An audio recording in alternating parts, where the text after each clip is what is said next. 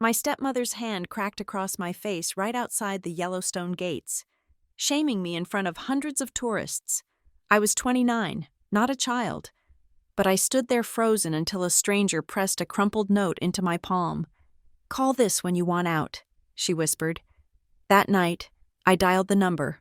The lawyer who answered knew my dead mother's name, and with that one sentence, the ground beneath my family began to crumble. My name is Hadley Allen.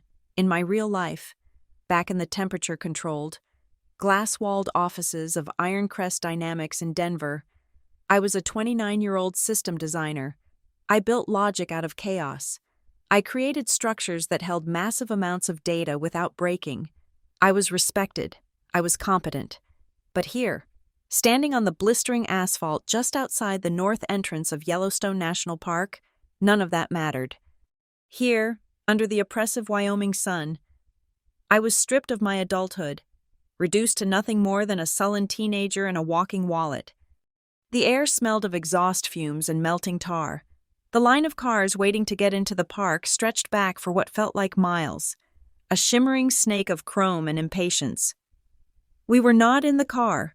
We were standing beside my father's dusty SUV, creating a scene that was quickly becoming the main entertainment for the bored families trapped in the vehicles around us. "You are being incredibly selfish, Hadley," Vanessa hissed. Her voice was low, but it carried that specific frequency of performative disappointment that could cut through steel. My stepmother, Vanessa, was a woman who treated life like a stage, even here, amidst campers covered in road dust and hikers sweating in polyester. She looked immaculate. Her hair was sprayed into a helmet of blonde perfection that defied the wind. Her lipstick was a fresh, aggressive shade of coral. She was vibrating with rage because I had finally drawn a line in the sand over a helicopter tour. "It is $1,800, Vanessa," I said, my voice sounding tired even to my own ears. I was holding a grease-stained paper bag filled with overpriced bison burgers I had just bought for everyone, and the grease was seeping onto my fingers. "For 45 minutes, I am not putting that on my card. I told you, I have a budget for this trip, and we blew past it 3 days ago." "It is a once-in-a-lifetime experience for your father," Vanessa shot back, pivoting to her favorite weapon, guilt. She gestured grandly at my father, Mark Hart, who was standing by the rear bumper, examining a non-existent scratch to avoid making eye contact with me. "He has worked hard all his life. He deserves to see the Grand Prismatic from the air. But of course, you wouldn't understand that. You only care about your bank balance." I looked at my father. He was wearing a fishing shirt that still had the tag on it, another purchase I had covered yesterday. He looked gray and defeated, shrinking into himself. "Dad?" I asked, waiting for him to step in, waiting for him to say that $1,800 was insane, that I had already paid for the hotels, the gas, the meals, and the rental deposit. Mark cleared his throat but didn't look up. "It would be nice. Hadley, Vanessa really had her heart set on it. Maybe we can work something out later?" The betrayal was a dull, familiar ache in my chest. Work something out later was code for you pay now, and we never speak of it again. Then there was Sienna. My 22-year-old stepsister was leaning against the car door. Her phone held up at that practiced angle that made her jawline look sharp. She wasn't helping. She was content creation. Sienna called herself a travel influencer, though her following was mostly bought bots and creepy men from the internet. She was wearing an outfit that looked great on Instagram, but was entirely impractical for a national park, a white crochet crop top and platform sandals. "You're literally ruining the vibe, Hadley," Sienna drawled, not looking at me, but looking at herself in the screen of her phone. She let out a short, mean giggle. "Guys, my sister is having a total meltdown over a few dollars. It is actually so embarrassing. Can you imagine being nearly 30 and being this cheap?" I saw the red dot on her screen. She was live streaming. "Put the phone away, Sienna," I snapped, the heat rising in my face. "Don't you dare yell at her," Vanessa interjected. Stepping into my personal space, the scent of her expensive floral perfume, another thing I probably paid for indirectly, filled my nose. cloying and suffocating in the heat. She is just trying to make the best of a miserable situation you created. You have been moping around since we left Denver. You act like it is torture to spend time with your family. I am not moping, I said, my grip tightening on the bag of burgers. I am trying to keep us from going bankrupt before we even see a geyser. I am not paying for the helicopter. That is final. The silence that followed lasted only a second, but it felt electric. Vanessa's mask of the perfect, long-suffering wife slipped. Her eyes went wide, not with hurt, but with a flash of pure, unadulterated fury that she usually kept behind closed doors. She wasn't used to me saying no. For 10 years.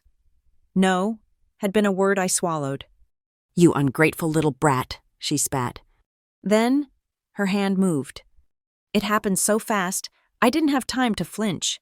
Her palm cracked across my face with a sound that seemed to echo off the canyon walls. It wasn't a playful slap. It was a strike intended to hurt, to humiliate. My head snapped to the side. A burst of white light exploded behind my eyes. Literal fireflies of pain. The bag of food slipped from my hand, hitting the dust with a soft thud. For a moment, the world stopped. The ambient noise of the park entrance, the idling engines, the distant chatter, the wind seemed to vanish, replaced by the high-pitched ringing in my left ear. I stumbled back, my hand flying to my cheek. The skin felt hot, tight, and stinging. I tasted copper in my mouth. Slowly, the sounds of the world rushed back in. I heard a gasp from the car nearest to us. I saw a park ranger in the ticket booth stand up and lean out the window, his face a mask of concern. I saw a mother in a station wagon hurriedly roll up her window to shield her children from the scene. I looked at my family. Sienna was covering her mouth, but her eyes were bright with excitement. She panned her phone slightly to catch my reaction, then quickly back to herself, mouthing, "Oh my God," to her audience. She wasn't shocked. She was entertained. She had content. My father, Mark, finally looked at me. He looked at the red mark blooming on my face, then at his wife. He looked terrified. Not for me, but of the scene. He raised his hands in a pathetic, placating gesture. Okay, he stammered, his voice weak. That is enough. Vanessa, everyone calm down. That was it. That is enough. Not, how dare you hit my daughter. Not, are you okay, Hadley? Just a request to lower the volume so he wouldn't be embarrassed. He didn't move toward me. He didn't step between us.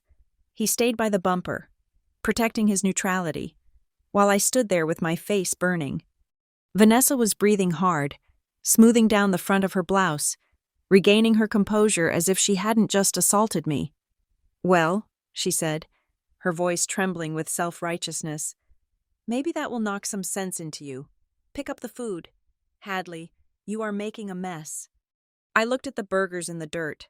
I looked at the father who wouldn't defend me.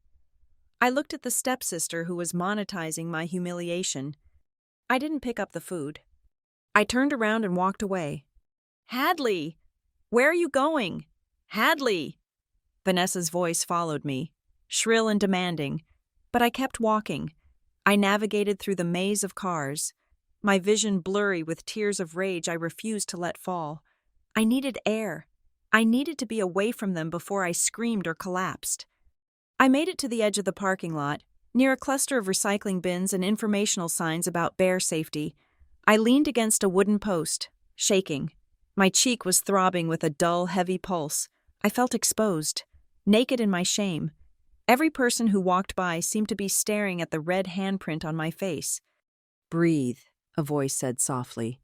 I jumped, wiping my eyes hastily. A woman was standing next to me. She was older, perhaps in her late 60s, dressed in practical hiking gear, a beige bucket hat, a fleece vest over a plaid shirt, and sturdy boots. She looked like 1,000 other tourists here to see the bison, except for her eyes. They were sharp, intelligent, and focused entirely on me. She didn't look at my cheek with pity. She looked at me with recognition. "I am fine," I managed to choke out, turning my face away. "Just a family argument." "That wasn't an argument, dear. That was a battery, she said. Her voice was calm, steady, like a teacher correcting a student. She moved closer, blocking me from the view of the parking lot, creating a small shield of privacy. I saw what happened, she continued, lowering her voice, and I saw your father do absolutely nothing. The truth of her words hit me harder than the slap. Hearing a stranger confirm it made it real. It shattered the lie I had been telling myself, that Dad was just passive, that he was just trying to keep the peace. No, he was an accomplice. The woman reached into the pocket of her vest. She pulled out a small, folded piece of paper. It looked like a page torn from a pocket notebook. You don't have to take this forever, she whispered. She took my hand. Her grip was firm and dry, and pressed the paper into my palm. She closed my fingers over it. When you are ready to stop being their victim, you call this number. I looked at her, confused. Who are you? She smiled, a sad, knowing smile. Just someone who knows how the story ends if you don't rewrite it. Before I could ask anything else, she turned and melted back into the crowd, disappearing behind a group of tourists arguing over a map. I stood there for a long moment, the paper warm in my hand. My heart was hammering against my ribs. Slowly, I unfolded the note. It wasn't a generic helpline. It was a name and a number written in neat, slanted cursive.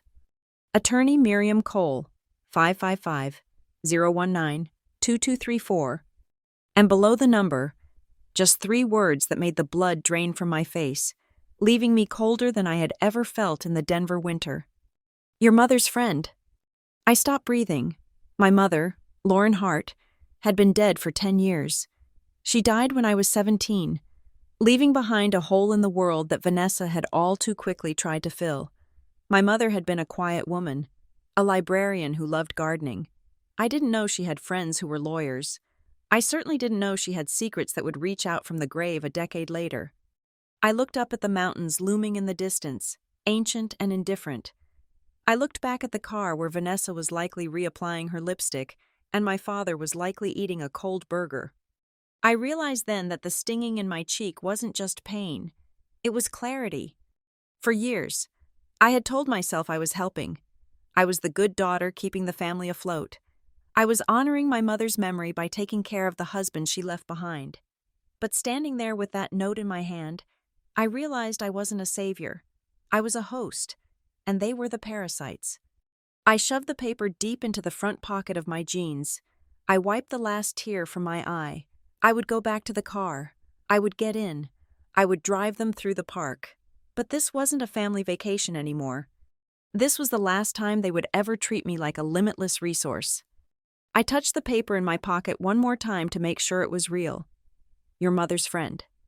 The game had just changed, and for the first time in my life, I was holding an ace, before the slap, before the dusty roadside humiliation at Yellowstone, and before the mysterious note burned a hole in my pocket. I had a life that belonged entirely to me. It existed 300 miles south in Denver, in a 600-square-foot studio apartment that smelled of roasted coffee beans and lemon furniture polish. It was a small life, perhaps, but it was mine. I had a job at Ironcrest Dynamics, where I spoke the language of code and structural integrity, a language where things either worked or they did not, where variables were controlled and outcomes were predictable. I had a savings account that grew by exactly 15% of my paycheck every 2 weeks. I had silence. I often close my eyes and try to summon the memory of that silence. It was a luxury I did not know I was hoarding until it was gone.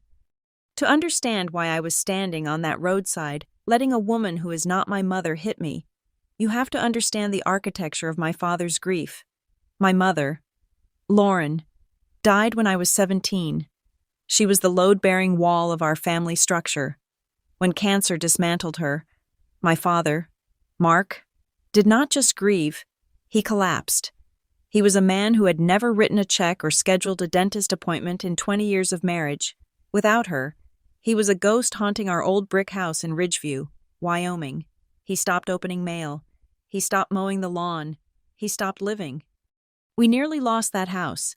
I was finishing my senior year of high school. trying to navigate college applications while hiding foreclosure notices in my backpack so Dad would not see them, paying the electric bill with money I earned bagging groceries. I grew up fast because I had no other choice. Then came Vanessa. She appeared at a grief support group my father attended twice and then quit. She was vibrant, loud, and aggressively alive. Everything my mother was not, and everything my father thought he needed to survive the silence of his widowerhood. She swept into our lives with casseroles and opinions, and within 6 months, she had convinced Dad that the old house in Ridgeview was too full of sad memories. She told him he needed a fresh start. She told him they should move to Westfall Springs, a tourist trap town near the chaotic beauty of Yellowstone, and reinvent themselves. I was away at university by then, studying on a full scholarship, burying myself in libraries to avoid going home. I thought Vanessa was a godsend. I thought she was saving him. I did not see that she was isolating him. I did not notice that every time I called, she was the one who answered, or that she had slowly removed my name from the emergency contact forms at his doctor's office. I was just relieved that someone else was steering the ship so I could finally be young. The trap did not snap shut until 2 years ago. My father had been working as a project manager for Frontier Haven Construction, a job that gave him purpose and a steady paycheck. Then the company downsized. At 58, Dad was let go. It should have been a manageable crisis. He had severance, and Vanessa claimed to be a wizard with household budgeting. But Vanessa turned it into a catastrophe. I remember the phone call vividly. I was in my office at Iron Crest, looking at a dual monitor setup, feeling competent and secure. "We are drowning. Hadley," Vanessa had sobbed into the phone. "Your father is too proud to ask, but we are going to lose the house in Westfall Springs. We need family right now. We need to unite." The narrative was expertly crafted. I was the successful daughter with the high-paying tech job. I was the only one with stability. If I did not step up, I was abandoning my aging father to homelessness. The guilt was a physical weight, heavy and suffocating. She proposed a plan. It was supposed to be temporary. I would move to Westfall Springs for 6 months, work remotely, and help them convert the basement and the detached garage into a high-end homestay for tourists. The income from the rentals would replace Dad's salary, and I could go back to Denver with my savings intact. It sounded logical. It sounded like a problem I could solve with a spreadsheet and some hard work. So, I gave up my lease. I packed my quiet, orderly life into boxes and drove north. That was 18 months ago. The 6-month timeline evaporated like water on hot pavement. The reality of living in that house was a slow-motion car crash. The homestay business was a fantasy. Every time I tried to organize a renovation schedule, Vanessa had a reason to delay. The contractor was too expensive. The paint color was wrong. The vibe was off. Meanwhile, the household expenses were astronomical, and I became the silent partner who funded the lifestyle they felt entitled to. My contribution was fixed at $2,500 a month. $2,500, that was the number we agreed upon to cover the mortgage, utilities, and groceries while Dad looked for consulting work. But I am a systems designer. I notice patterns. I notice when the input does not match the output. I watch Sienna, my stepsister, float through the house like a well-dressed phantom. Sienna was 22 and believed she was destined for internet fame. She did not have a job. She did not go to school. She spent her days filming Get Ready With Me videos in the living room I was paying for, using ring lights and high-end makeup palettes that cost more than my car insurance. "I am building a brand. Hadley," she would say, rolling her eyes when I asked if she could empty the dishwasher. "It takes investment. You wouldn't understand. You work in a cubicle." I worked remotely from a cramped corner of the dining room table because Vanessa had turned the designated office space into a meditation room that nobody used. I would sit there, coding complex algorithms for Ironcrest, listening to Sienna record the same 15-second dance clip 40 times. The math started to eat at me. $2,500 a month should have easily covered the mortgage on their place, even with the high interest rates, but the late notices kept coming. I would find them buried in the recycling bin, unopened envelopes with red stamps that screamed urgency. When I confronted Vanessa, she was slippery. "Oh, that is just a mix-up with the bank," she would say, waving a manicured hand. "I handled it. Stop stressing your father out. You know his blood pressure is high." But I knew because I saw the packages arriving daily. One afternoon, I came home early from a coffee shop run to find Sienna unboxing a designer handbag in the kitchen. It was small, beige, and utterly useless for carrying anything other than a credit card and a lipstick. I knew the brand. I knew that bag cost at least $3,000. "Nice bag," I said, my voice tight. "Did you get a sponsorship?" Sienna laughed, a sound devoid of warmth. "Manifested it," she said, winking at her phone camera. Later that night, I sat at the kitchen table with a printed spreadsheet. I had tracked the household cash flow as best I could. I highlighted the gap, the thousands of dollars that were vanishing every month while the mortgage principal barely moved. I waited until Vanessa was in the bath and Sienna was out with friends to talk to my father. Mark sat across from me, looking older than his 60 years. He was drinking a beer, staring at the label as if it contained the secrets of the universe. "Dad," I said, sliding the paper toward him, "look at the numbers. I am sending you $2,500 a month. Your severance covered 4 months. Where is the money going? The mortgage is 2 months behind." He didn't look at the paper. He pushed it back toward me without even glancing at the red columns. "Vanessa handles the books. Hadley," he said, his voice weary. "She is good at this stuff, better than your mother was." The comparison stung like a slap. Mom never bought $3,000 handbags while the lights were threatened with disconnection. "Dad, Sienna is spending money we do not have. Vanessa is spending money I am earning." He slammed his beer down. It was a rare flash of anger, but it wasn't directed at the theft. It was directed at the truth-teller. "Why do you always have to cause trouble?" he demanded. "Vanessa has done everything for us. She gave us a home when I couldn't function. She treats you like her own daughter. Why are you so obsessed with money? We are a family. We help each other." "I am the only one helping," I argued, my voice rising. "Sienna doesn't work. You aren't working. I am carrying 3 adults on 1 salary, and I am sleeping on a twin mattress in a room that smells like damp drywall because Vanessa used the renovation fund to buy a Peloton bike she uses as a clothes rack." "Stop it," he said. He stood up, turning his back to me. "I don't want to hear it. You have plenty. You are single. You have a big career. Stop being stingy and let us have some peace." That was the moment the cage became visible. I realized then that my father was not a victim of ignorance. He was a volunteer. He preferred the comfortable lie that Vanessa was a financial wizard to the humiliating truth that he was letting his new wife and stepdaughter bleed his biological daughter dry. He traded my financial future for his emotional comfort. I felt a cold panic settle in my gut. I was trapped. If I stopped paying, the bank would take the house, my father would be on the street, and the guilt would destroy me. If I kept paying, I was merely fueling the engine of their delusion. I was an ATM with a pulse. I went back to my room that night and looked at my bank account. My savings, once a source of pride, had stagnated. I was barely breaking even. I was 29 years old, and instead of buying my own home or traveling, I was subsidizing a travel influencer who despised me and a stepmother who viewed me as a necessary nuisance. That tension had been building for months, winding tighter and tighter until we packed the car for this disastrous trip to Yellowstone. Vanessa had insisted on it. She said we needed to reconnect and heal the vibes. I knew she just wanted photos for her Facebook timeline to prove to the world what a perfect, affluent life she led.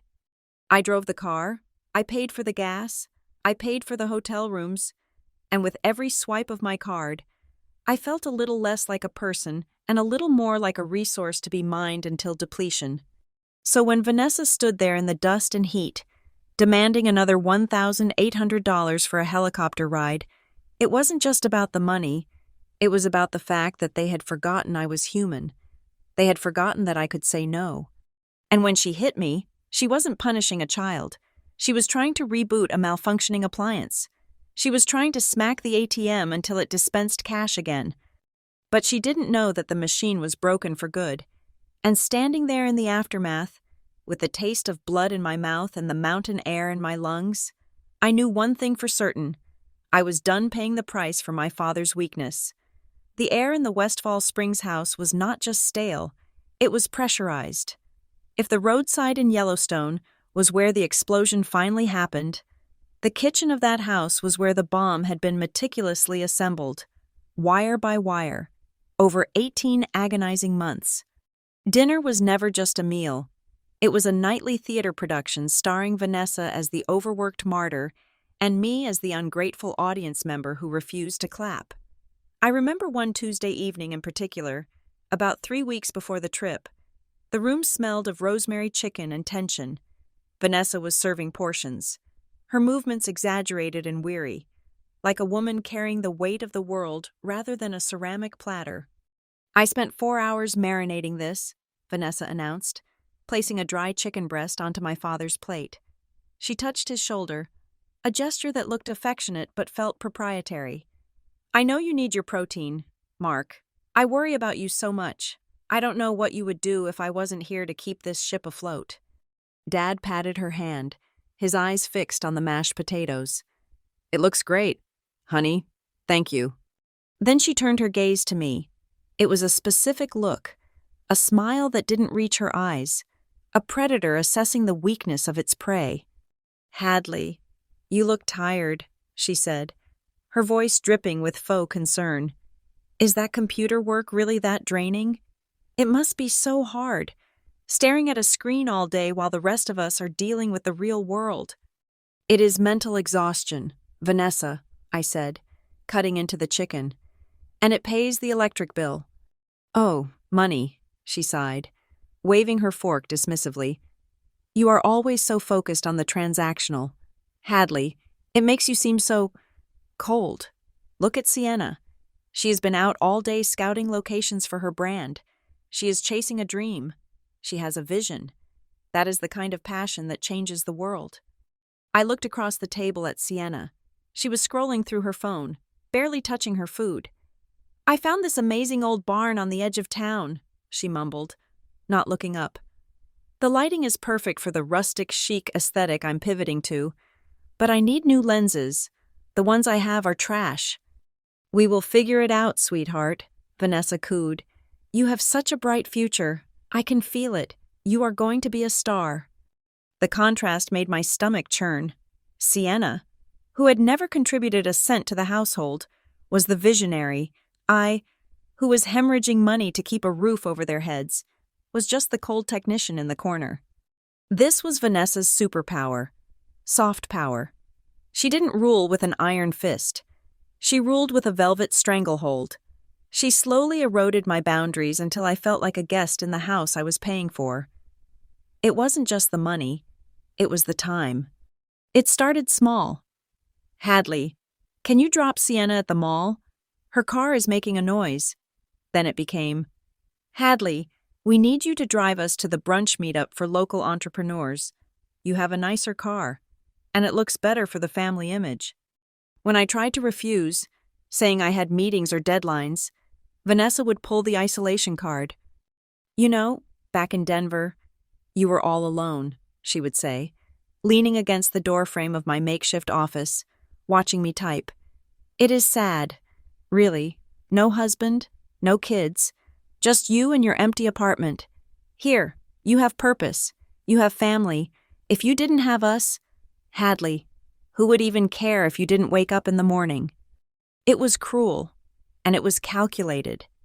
She was planting the fear that my independence was actually loneliness, that without her chaotic circus, my life was meaningless, and the terrifying part was that, on my weaker days, I almost believed her.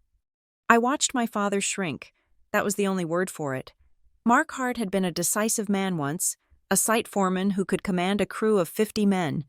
Now, he wouldn't even choose a television channel without glancing at Vanessa for approval. He had surrendered his agency to keep the peace. Whenever I tried to bring up the finances with him alone, he would physically recoil. He would stand up, walk to the window, or suddenly remember a chore he had to do in the yard. "Dad, we need to talk about the burn rate," I said one evening, cornering him in the garage while he pretended to organize his tools. I ran the numbers. We are spending $3,000 a month over budget, mostly on business expenses for Sienna and household improvements that never happen. "Vanessa is handling it," he muttered, rearranging a set of wrenches. "She is not handling it. Dad, she is ignoring it. If this continues, my savings will be gone in 4 months. Then what?" He turned to me, his face flushed with shame and irritation. "We are a family. Hadley, families help each other. I carried you for 18 years. You can't carry us for a year or two without keeping a scorecard? It is unbecoming." The guilt trip was effective, but the math was undeniable. I decided to stop asking and start looking. I am a systems designer. I know that every system has a paper trail. I waited until Vanessa went to her weekly yoga class and Sienna was asleep. I went into the master bedroom, a place I had been implicitly forbidden to enter.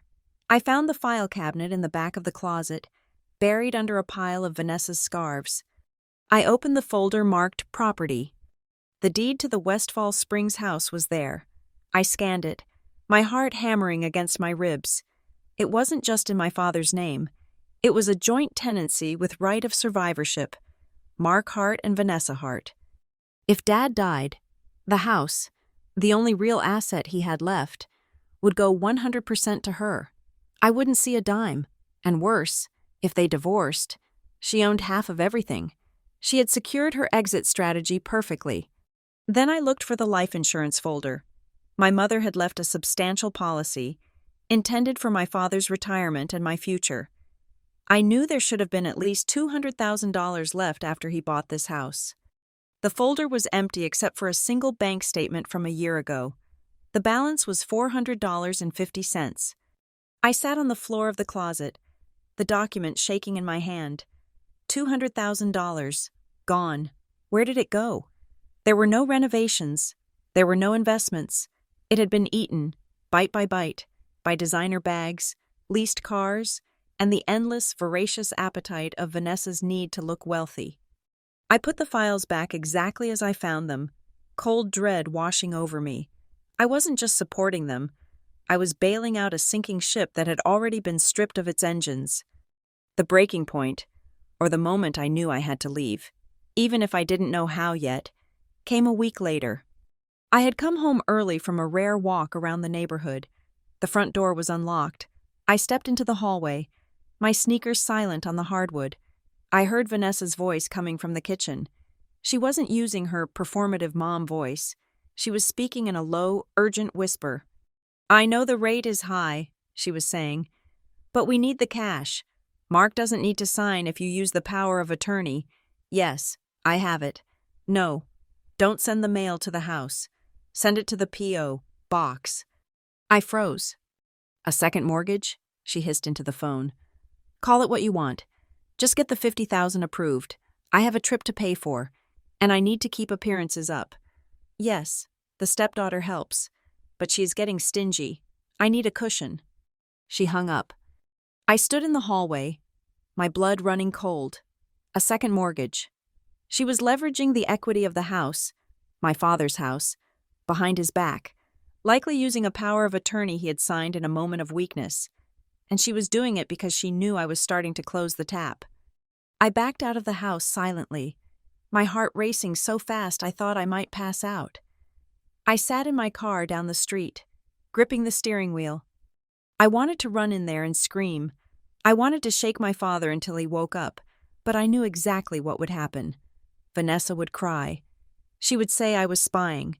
She would claim the money was for a surprise investment to save us all. Dad would believe her because the alternative was admitting he had married a monster, and I would be the villain again. That night at dinner, Vanessa clapped her hands together, her face beaming with a manic brightness. "I have wonderful news," she announced, pouring wine for herself and Mark. "I think we all need a reset. The energy in this house has been so heavy. So, I have decided we are going as a family to Yellowstone next week. Just us, the mountains, and some bonding time. It will be exactly what we need to heal." Mark smiled, looking relieved to see her happy. "That sounds nice. Honey, can we afford it?" Vanessa laughed, a sound like glass breaking. "Oh, don't be such a worrier. I managed to move some things around. It is all taken care of. Besides, Hadley needs a break too. Don't you, sweetie?" She looked at me, her eyes daring me to object. I looked at my father, who was smiling at me with hope in his eyes. He thought this was a gesture of love. He didn't know it was funded by the equity of his own home, a debt that would likely bury him. I realized then that the trip wasn't for us. It was for her audience. It was a photo op. And I was being brought along not as a daughter, but as a walking credit card in case the moved around money ran out. "Sure," I said, my voice hollow. "Yellowstone sounds great." I didn't know then that I was agreeing to my own execution, but looking back, I think a part of me knew that something was going to break in those mountains. I just didn't realize that the person breaking would be me, and that the sound of it would be the start of a war. The drive north to Yellowstone was less of a family road trip and more of a hostage situation on wheels. We took my father's SUV, a rattling gray beast that smelled of stale coffee and 10 years of neglect, because Vanessa claimed her leased sedan was too delicate for the rugged terrain. More importantly, she claimed she had a phobia of driving on mountain roads. "My vertigo acts up on the switchbacks. Hadley," she had said, fastening her seatbelt and immediately reclining the passenger seat. "You are such a confident driver. It is safer for everyone if you take the wheel." So, I drove. I drove for 6 hours while Vanessa slept with a silk eye mask on, and my father stared silently out the window at the passing Wyoming sagebrush. The only sounds were the hum of the tires and Sienna's voice from the back seat, directing me like I was a hired chauffeur. "Stop here, Hadley, stop," Sienna shrieked about an hour outside of Casper. I slammed on the brakes, my heart jumping into my throat, thinking we had hit a deer. What is it?" "The light," Sienna said, unbuckling her seatbelt and scrambling for the door. "Look at that old fence post with the tumbleweed. It is giving major rustic energy. I need a reel." For the next 20 minutes, I sat in the idling car with the air conditioning off to save gas, sweating in the driver's seat, while Sienna posed in the dry grass. She made me get out and hold her reflector, a silver disc she had packed specifically for this, angling the sun so her cheekbones popped. "Lower, Hadley. God, do you not know angles?" she snapped, checking the footage. "You are blocking my light." My father just sat in the car, wiping sweat from his forehead, saying nothing. When we finally got back on the road, we were 40 minutes behind schedule. This happened 3 more times before we even reached the park boundaries. By the time we pulled into a gas station in a dusty town called Shoshone, my hands were cramping from gripping the steering wheel. "Fill it up, sweetie," Vanessa said, yawning as she checked her makeup in the visor mirror. "I left my wallet in the trunk under the luggage.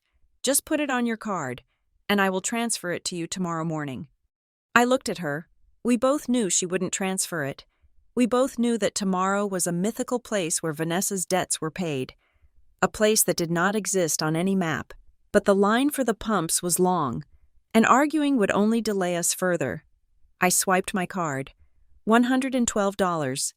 I watched the numbers tick up on the pump's digital display, visualizing my savings account draining drop by drop. We stayed that night at a motel 30 miles outside the park. It was not the luxury lodge Vanessa had wanted, but it was all my budget allowed. The rooms were damp and smelled of industrial lemon cleaner. The walls were so thin that I could hear the television from the room next door. I had booked 2 rooms, one for Dad and Vanessa, and one for Sienna and me. Around midnight, unable to sleep because of Sienna's snoring, I stepped out onto the shared walkway to get some ice from the vending machine. The night air was cool, a sharp contrast to the suffocating heat of the day. As I passed my father's room, I heard voices. The window was cracked open slightly to let in the breeze. "He looks so tired, Vanessa." My father's voice was low, pleading. "He is fine, Mark." Vanessa's voice was sharp, cutting through the darkness. Focus. We need to secure the future. Did you see that plot of land Sienna found online? The one near the west entrance? The glamping site? Dad asked. Honey, that is $500,000. We don't have that kind of credit. I froze, the ice bucket dangling from my hand. We don't, Vanessa replied, her tone shifting to that dangerous, sugary sweetness. But Hadley does, or at least, she has the credit score and the income to co-sign. If we frame it right, tell her it is an investment, that she will be a silent partner. She will do it. She is desperate for your approval. Mark, use that. I don't know. Dad hesitated. She is already paying for everything. And she should, Vanessa hissed. She has that fancy job in Denver while Sienna is struggling to find her footing. It is not fair. Mark, Sienna has vision. She just needs capital. Hadley owes us. We took her in when she came back, didn't we? We gave her a home. I felt the blood drain from my face. They weren't just using me for groceries and gas anymore.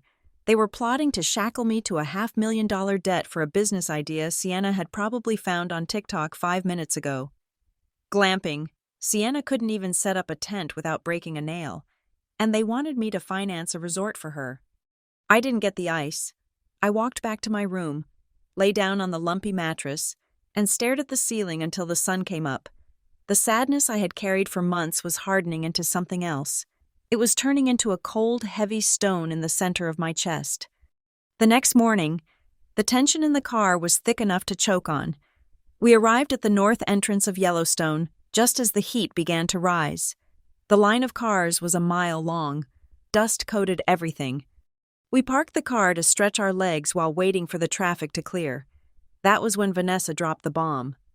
She was scrolling through her phone, acting casual, but I recognized the tightness in her jaw. Okay, so, good news, she chirped. I managed to snag a reservation for that helicopter tour over the Grand Prismatic Spring. It is at 2:00. I blinked, the lack of sleep making my brain slow. What? Vanessa? We talked about this. It is too expensive. It is already booked, she said, not looking at me. 3 seats. For me, your father, and Sienna. You said you get motion sickness, so I figured you would want to stay on the ground and relax. 3 seats, I repeated. How much? It was a deal, she said quickly. Only $600 per person. $1,800. Cancel it, I said. My voice was flat. I can't. It is non-refundable within 24 hours. She turned to me. Her hand held out palm up. I just need your card to finalize the deposit at the gate. My card is, well, the bank flagged it for suspicious activity because we are out of state. Another lie? No, I said. The word hung in the hot air between us. Sienna looked up from her phone. Dad shifted his weight from one foot to the other, studying the dust on his boots. Excuse me? Vanessa laughed nervously. Hadley, don't be dramatic. We are already here. Do you want your father to miss this? I said no, I said, louder this time. I am not paying $1,800 so you and Sienna can take selfies in a helicopter while I wait in the parking lot. I am not paying for anything else. Not the gas, not the food, and definitely not a glamping business. Vanessa's face went white. She took a step toward me, her voice dropping to a venomous whisper. You were listening? You little sneak? I was listening to you plot to ruin my financial life, I said, my hands shaking not with fear, but with adrenaline. I am done, Vanessa. The Bank of Hadley is closed. You selfish, ungrateful little brat, she spat, her volume rising, drawing the attention of the tourists standing nearby. After everything I did for you, I stepped in when your mother died. I took care of your father when he was a broken man. I welcomed you into my home. It is my father's home, I shouted back, and I am the one paying the mortgage. It is my house, she screamed, losing all control. I am the wife. You are just the daughter who thinks she is better than everyone else because she can write code. You think money makes you superior? You have no heart. That is why you are alone. That is why no one loves you. "Vanessa, stop," Dad mumbled, but he didn't move. "No, Mark, she needs to hear it." Vanessa turned back to me, her eyes wild. "You owe us. This is your filial debt. You pay for this tour, or you can find your own way back to Denver." "I am not paying," I said, looking her dead in the eye. That was when she snapped. Her hand lashed out before I could react. The slap connected with my cheek with a sickening crack that silenced the immediate area. My head whipped to the side.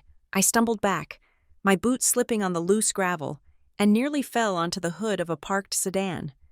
"You are garbage!" Vanessa shrieked, standing over me, her chest heaving. "Selfish, useless garbage!" I put a hand to my cheek. It burned like fire. I tasted blood. I looked around. A family of 4 was staring at us with open mouths. A park ranger was jogging over from the ticket booth, and there was Sienna, holding her phone up, recording the whole thing, then quickly lowering it when she realized the optics were bad for her brand. She tapped the screen. Delete. I looked at my father. He was staring at Vanessa, his mouth opening and closing like a fish. But he didn't step forward. He didn't ask if I was okay. He just looked embarrassed. Something inside me finally broke. The last tether of obligation. The final thread of hope that my father would protect me. It snapped. I didn't yell back. I didn't cry. I just turned around and started walking. "Hadley, get back here," Vanessa yelled. "I have the car keys. You are stranded." I kept walking. I walked past the line of idling cars, past the staring tourists, past the "Welcome to Yellowstone" sign. I walked until the shouting faded into the background noise of engines and wind. I stopped near a wooden railing overlooking a dry creek bed, my breath coming in ragged gasps. I felt stripped raw, humiliated in a way I hadn't felt since grade school. "You don't have to take this, you know." The voice was soft. I looked up. A woman in a beige bucket hat was standing there. She looked like any other grandmother on vacation, but her eyes were sharp, intelligent, and filled with a fierce kind of empathy. She didn't ask what happened. She didn't offer a tissue. She reached into her vest pocket and pulled out a small, folded piece of paper. "When you are ready to burn the bridge," she whispered, pressing it into my hand, "call this number." I looked down at the paper. Attorney Miriam Cole, and below it, "Friend of your mother." I looked back up, but the woman was already walking away, disappearing into the crowd of tourists.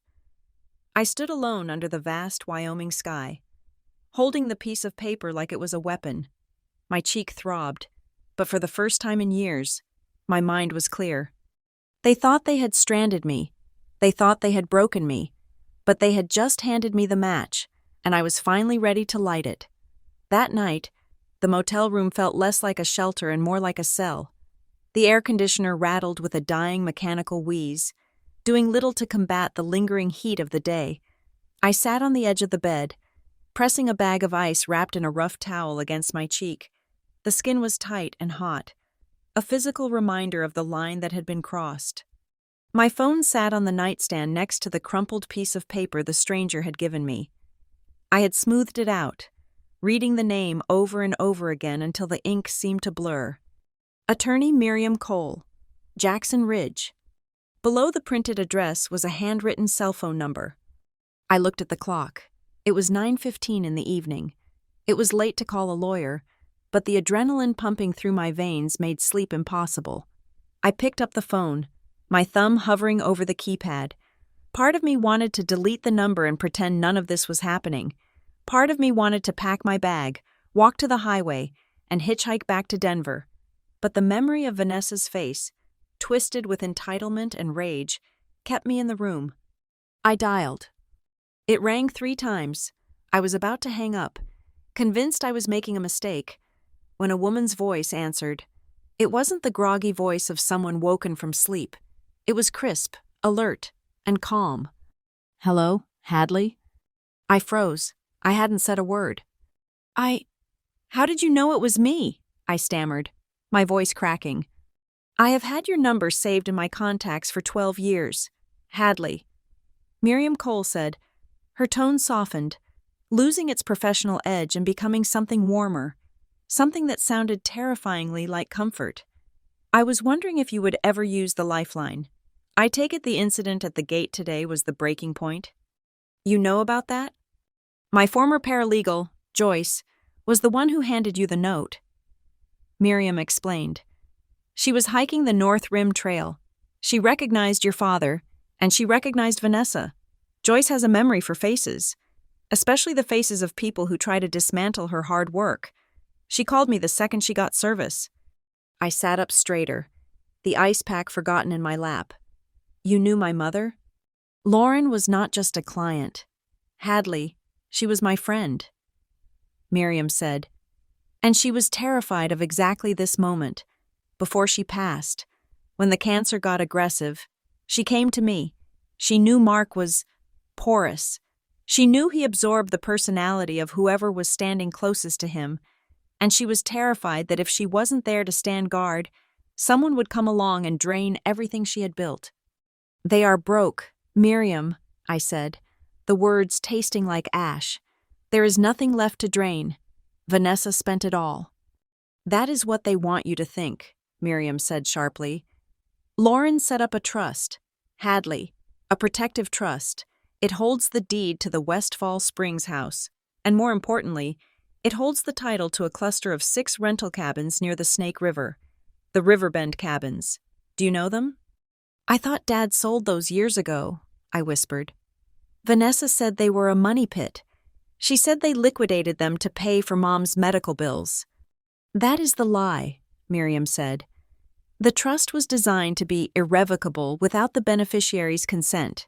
That beneficiary is you. Hadley.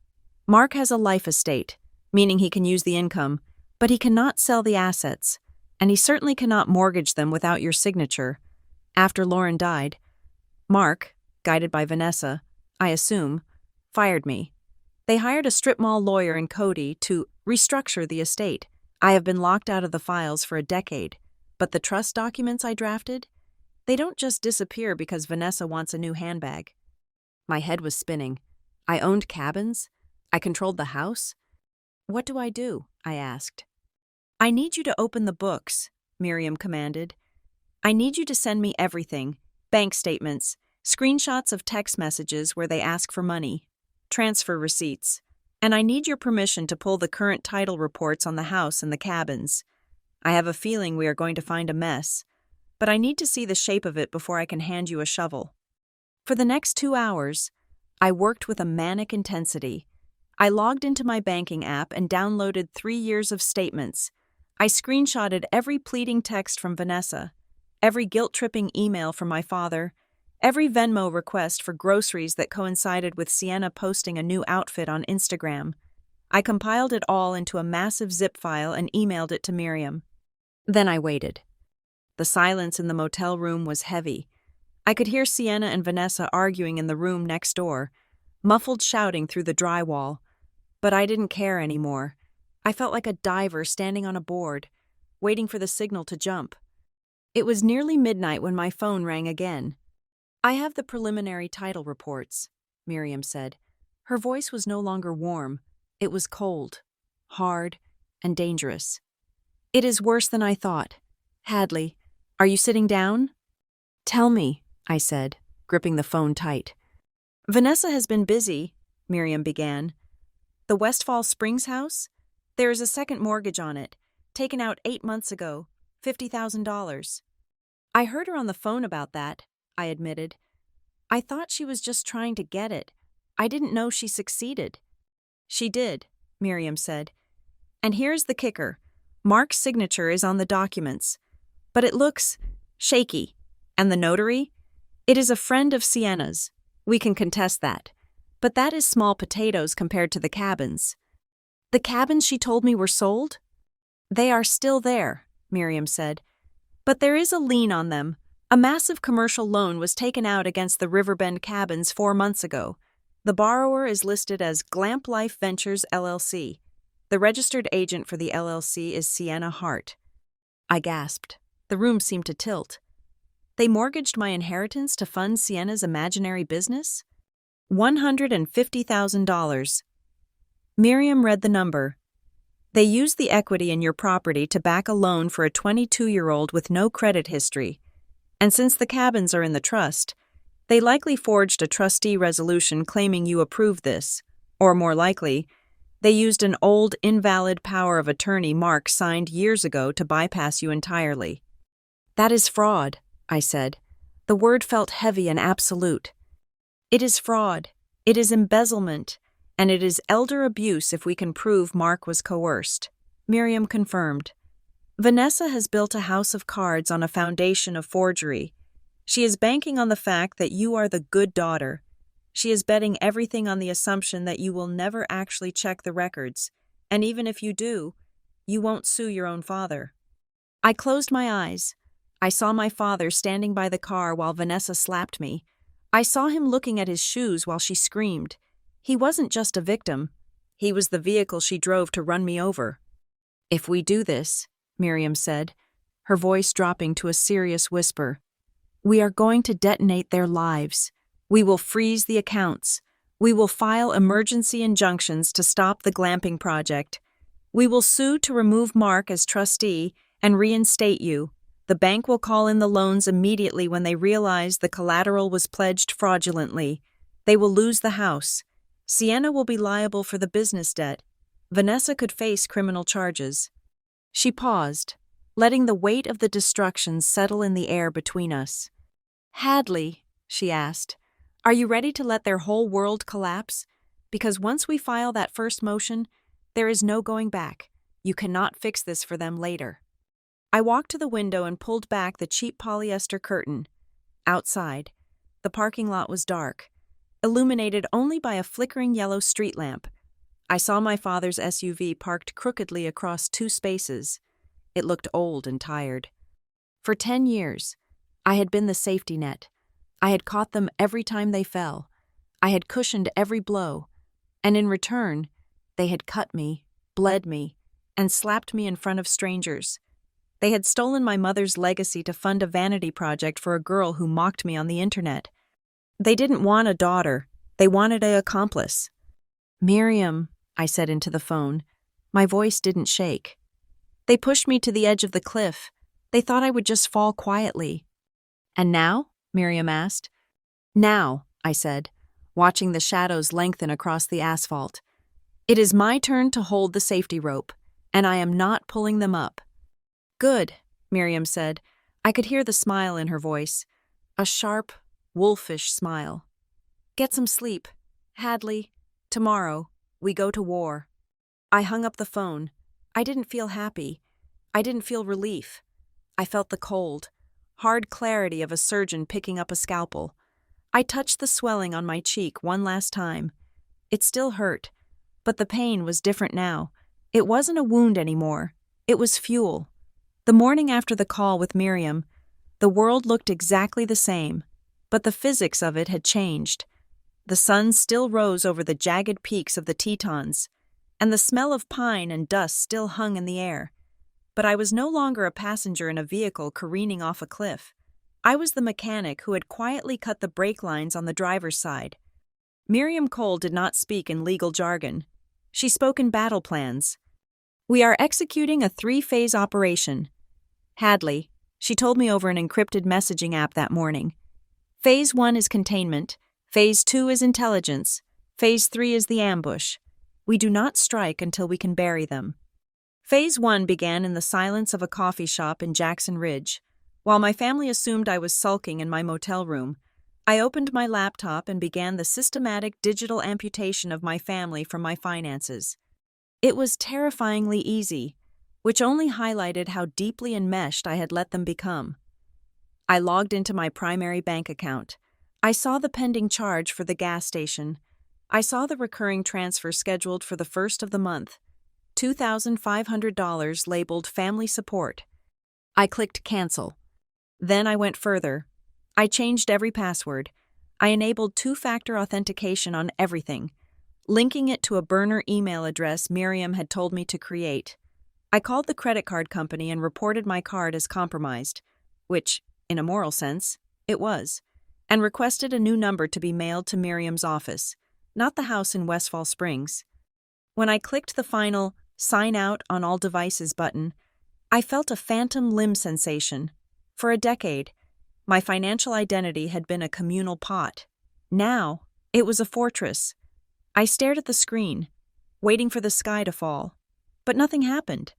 The only difference was that the next time Vanessa tried to buy a latte with my card number, the machine would decline. Phase 2 was the hardest part. It required me to go back. I drove back to the motel and played the role Vanessa expected of me, the beaten dog returning to the master. I apologized. I told them I was stressed, that the heat had gotten to me, and that I just wanted to go home to Westfall Springs and talk about the future. Vanessa's smugness was visceral. She practically vibrated with victory. "I knew you would come around, sweetie," she said, patting my uninjured cheek. "We just want what is best for everyone." Back in the house at Westfall Springs, I became a spy in my own home. Miriam's instructions were clear. Document everything. Assume nothing is safe. I started carrying my phone with the voice recorder running in the background. I caught conversations that made my skin crawl. One evening, while I was washing dishes, Vanessa came in, leaning against the counter with a glass of wine.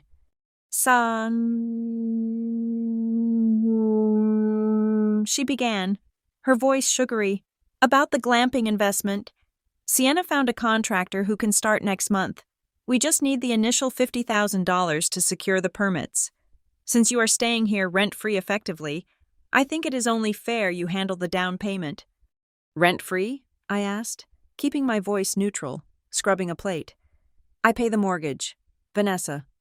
"You contribute," she corrected, waving a hand. "But Mark and I provide the infrastructure, the home. That has value.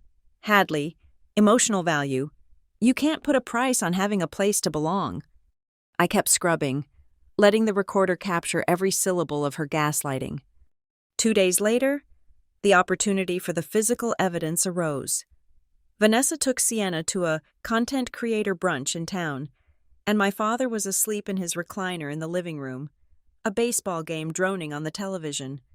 I slipped into the meditation room, the office that was supposed to be mine, but was filled with yoga mats and Vanessa's unopened self-help books. I knew where the real paperwork was.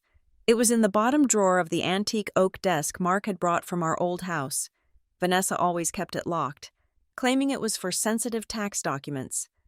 I picked the lock with a paperclip. It was embarrassingly simple, a trick I had learned on YouTube years ago when I lost a diary key.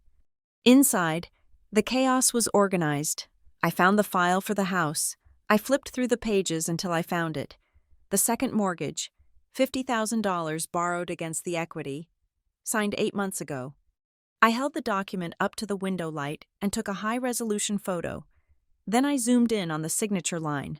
Mark Hart. The handwriting was shaky, the loops of the letters uneven. It looked like the signature of a man who was either drunk, exhausted, or under extreme duress. Then I found something else, a folder labeled Correspondence Riverbend. I opened it and froze. Inside were emails printed out. Emails between Mark Hart and the property manager of the cabins my mother had left. But the tone wasn't my father's. The syntax was flowery, aggressive, and demanding. "We require the quarterly revenue to be deposited into the new account ending in 4099 immediately. Do not contact Hadley. She is dealing with mental health issues and is no longer involved in the estate management." My hands shook as I photographed the page. Vanessa hadn't just stolen the money. She had assassinated my character to do it. She had told the people who worked for my mother that I was unstable so they wouldn't question why I had vanished. I closed the drawer, relocked it, and went back to my room, my heart hammering against my ribs like a trapped bird. Miriam's next move was subtle. She arranged for a routine insurance assessment. She told me to tell Dad that because of his age and the stress of the move, the life insurance company, a fake policy Miriam invented for this purpose, needed a quick wellness check to keep his premiums low. Dr. Eris, a psychologist and an old colleague of Miriam's, conducted the video call. Dad thought it was a formality. He didn't realize he was being evaluated for competency and susceptibility to coercion. I sat in the next room, listening through the thin walls. "Who handles the finances in your home? Mr. Hart?" the doctor asked. "Oh, Vanessa does," Dad answered, his voice sounding small. "She is very particular about it. I just sign where she tells me. It is easier that way. If I ask questions, she gets very upset. She says I don't trust her." "And what happens when she gets upset?" "She stops talking to me," Dad said, a tremor in his voice. "Sometimes for days, I can't stand the silence. It is just easier to sign." I closed my eyes. There it was. The mechanism of control. It wasn't physical violence. It was the weaponization of loneliness against a grieving man. Phase 3 was the setup. Miriam had located Mr. Henderson, the old property manager for the Riverbend cabins. When Miriam finally got him on the phone and patched me in, the man sounded confused and hurt. "Miss Hadley?" His gruff voice cracked over the speakerphone. "My God, is that you? I thought, well, your stepmother said you were in a facility. She said you had a breakdown after college." "I am fine, Mr. Henderson," I said, fighting back tears. "I was never in a facility. I am calling because I need your help to take back what is mine." "You name it," he said. "I never liked that woman. She tried to make me fire the cleaning crew to save 5%. Your mother would have never done that." We laid the trap. The bait was the Glamp Life project. I told Vanessa I was ready to sign. I told her I had liquidated some stock options and was ready to transfer the seed money, but I wanted to do it formally. I wanted a family meeting to celebrate the partnership. Vanessa was ecstatic. She suggested a fancy restaurant, but I insisted on the Riverbend cabins. "It is poetic," I told her, forcing a smile that felt like it might crack my face. "Since we are leveraging the cabins for the loan, we should sign the papers there. Plus, Sienna can film the groundbreaking content on site." Vanessa agreed instantly. She didn't care about the location. She only cared about the signature. The date was set for Saturday at noon. On Friday night, I packed a small bag. Not my whole life, just the essentials. I knew that after tomorrow, I would never sleep in the Westfall Springs house again. The air in the house felt heavy, charged with the static of the coming storm. I stood by the window in my room, looking out at the driveway where my car was parked. I felt a strange mixture of nausea and exhilaration.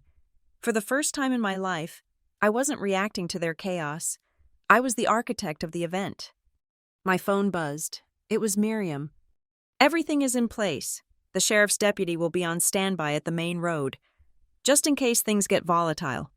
But remember, Hadley, when we walk into that room tomorrow, they are going to play the victim. They are going to cry.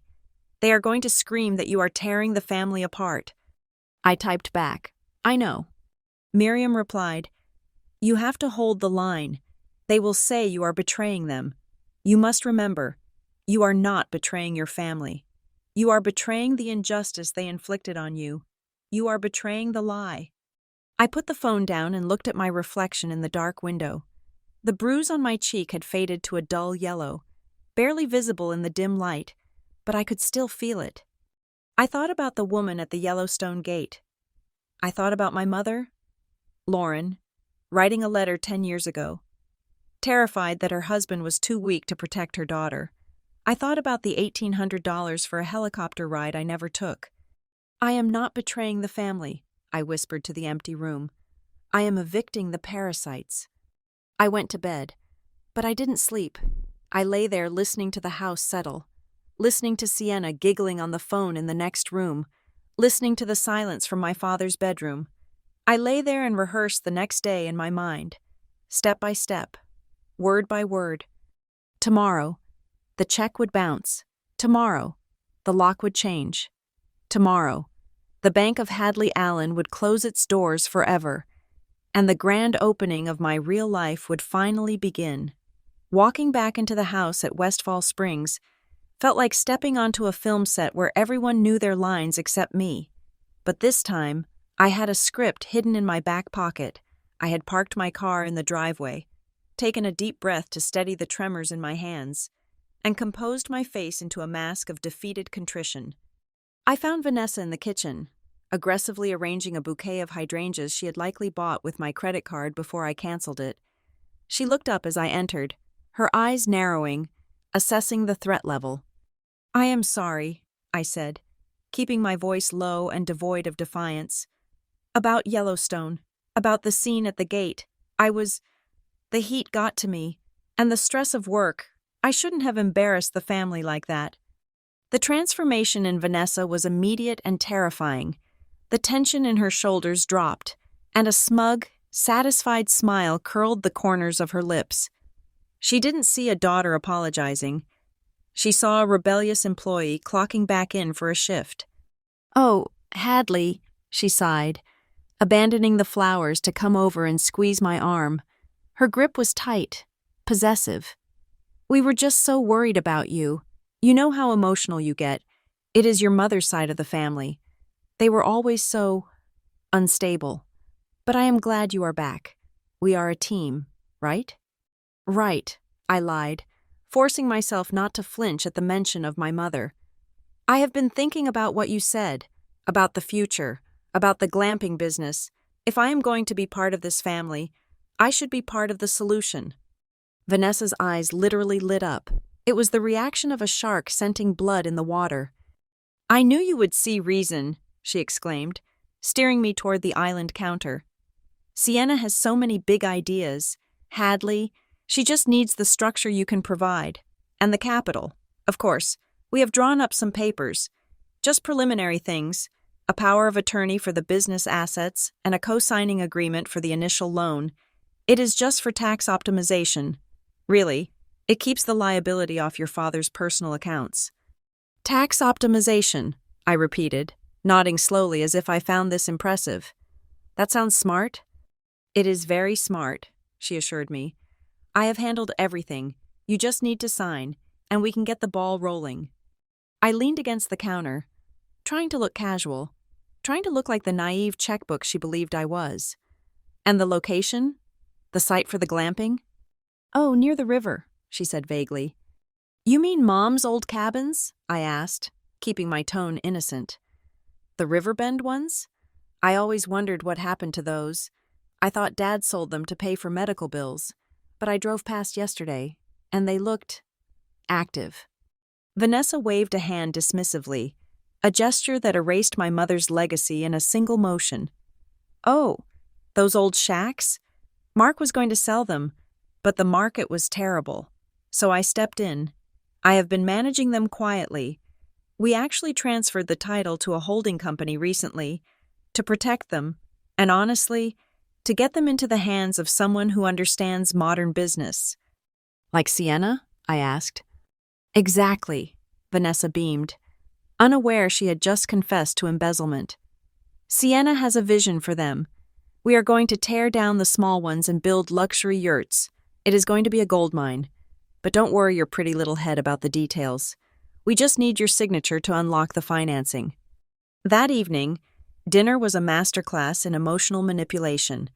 Vanessa had roasted a prime rib, another expense we couldn't afford, and set the table with the good china. My father sat at the head of the table, looking more diminished than I had ever seen him.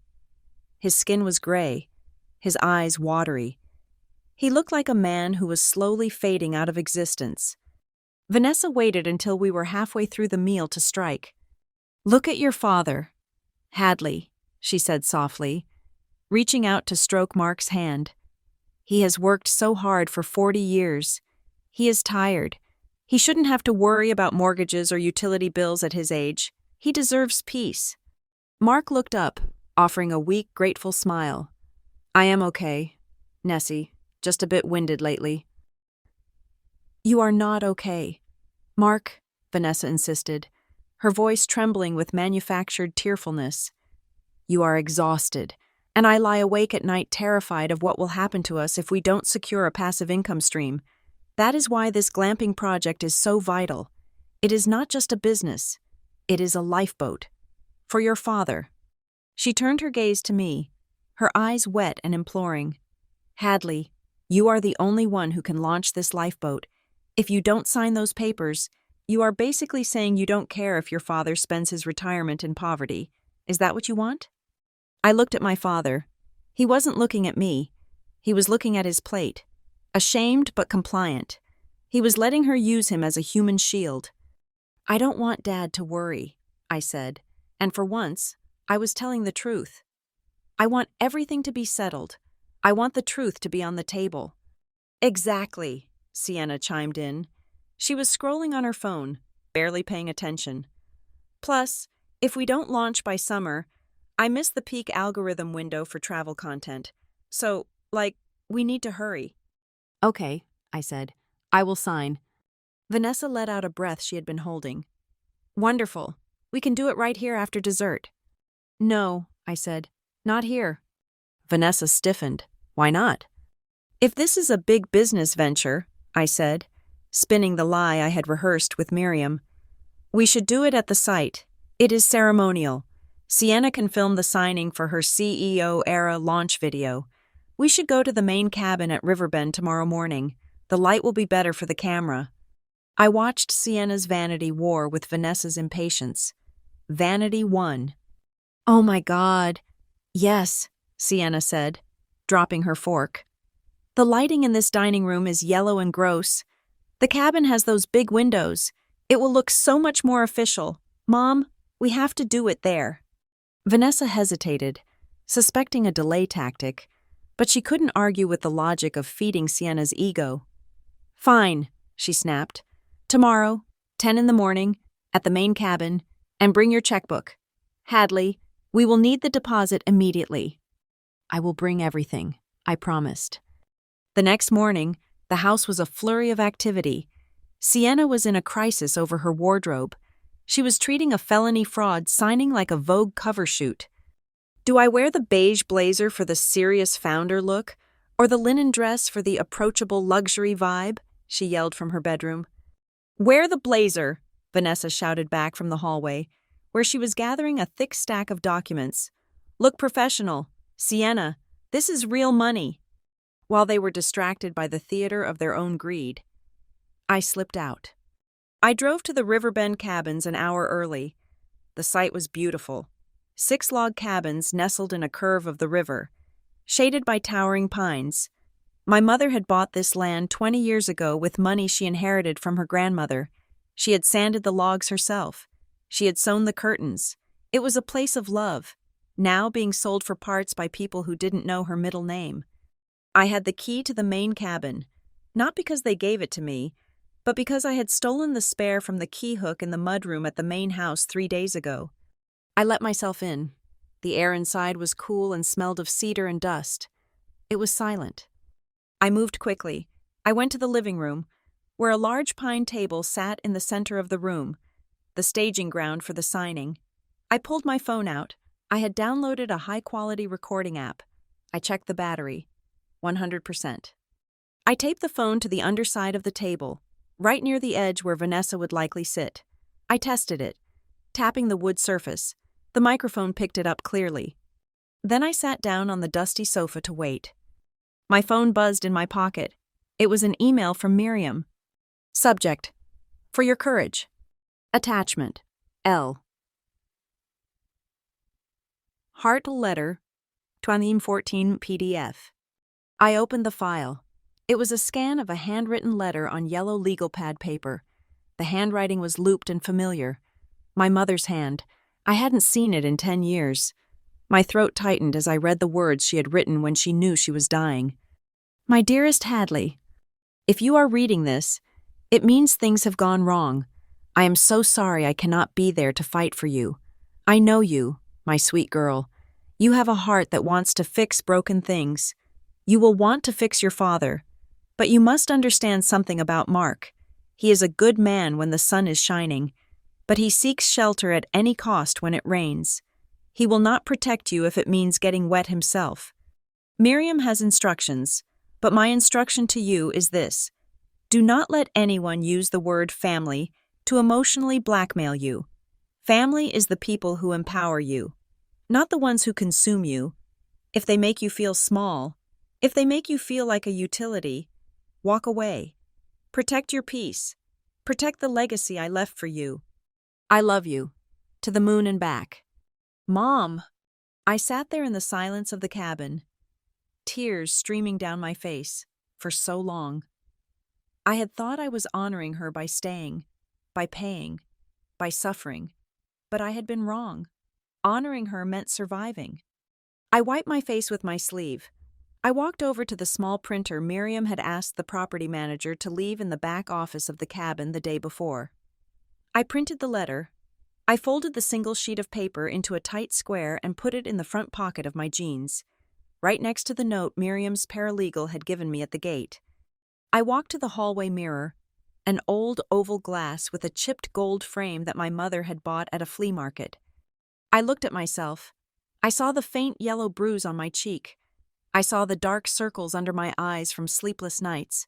But I also saw something else. The fear was gone. The desperation to please was gone. The eyes staring back at me were hard. They were cold. They were the eyes of a woman who had calculated the structural integrity of the bridge and realized it was time to blow it up.